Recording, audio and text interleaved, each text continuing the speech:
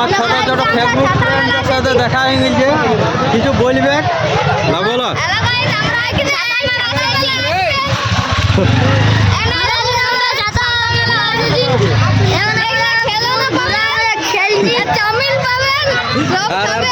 Famous জিনিসটার নাম কমলাটো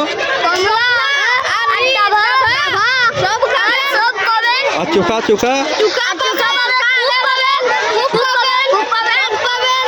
তাহলে ছাতা মেলা মানে কমলা আর চোখা একদম অ্যাভেলেবেল পাওয়া যাবে।